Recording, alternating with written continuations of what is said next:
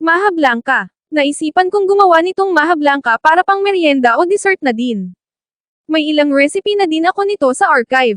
But this time, sa halip na whole corn kernel ang ginamit ko, creamed corn o yung durog na mais ang aking ginamit.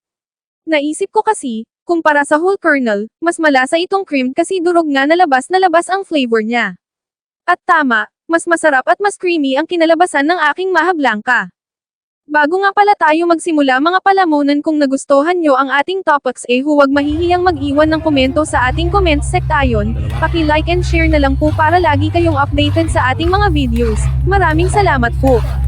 Cream corn maha blanca. Mga sangkap, 200 grams cornstarch. Isang big can cream corn. Isang big can coconut cream. Isang Tetra Brick all-purpose cream. Half a bar cheese, grated. Sugar to taste. Paraan ng pagluluto. Isa. Sa isang kaserola pakuluan ang coconut cream, asukal at cream corn. Lagyan din ng 2 tasang tubig. 2.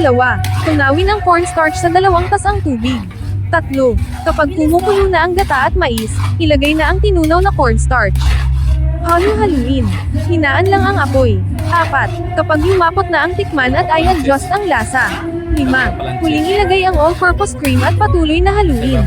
6. Isalin sa halmahan at lagyan ng grated cheese sa ibabaw. Palamigan muna bago i-serve. Enjoy!